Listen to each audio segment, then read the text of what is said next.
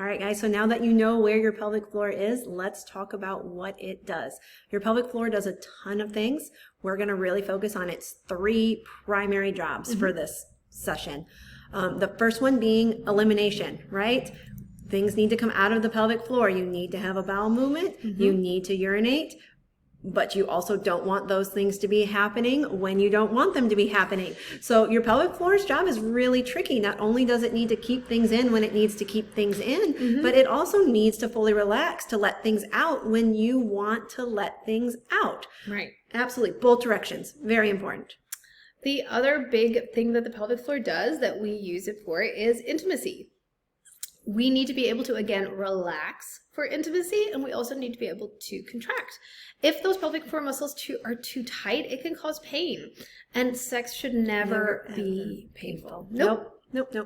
But also, a lot goes into an orgasm, don't get me wrong. But one of the ways that an orgasm or one of the mechanism that goes into achieving orgasm is the flicker motion of the pelvic floor. It needs to be able to turn on and off quickly and basically automatically at that point.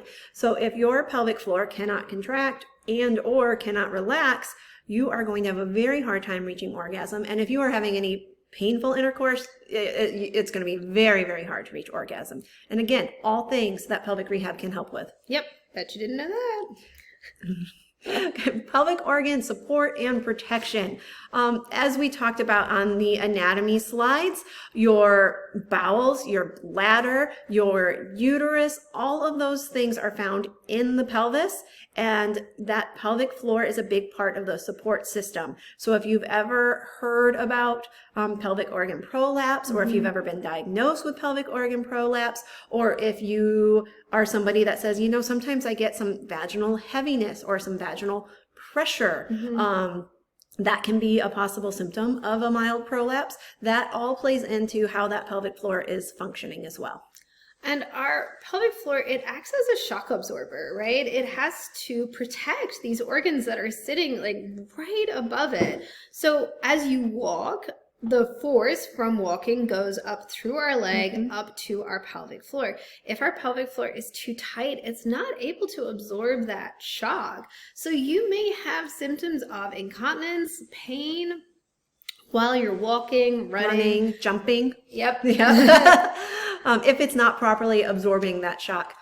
And that can also even play into something as simple as low back pain. The research is showing that in women specifically, because we're finally starting to do research on women as opposed to just looking at the male body. Which is different, yeah. Which is absolutely different. And they're finding that there is a very high correlation between low back pain in women and incontinence, even higher than something like obesity, which we would have thought would have been more highly related with low back pain. So how your pelvic floor is and is not functioning is going to affect a lot of different things.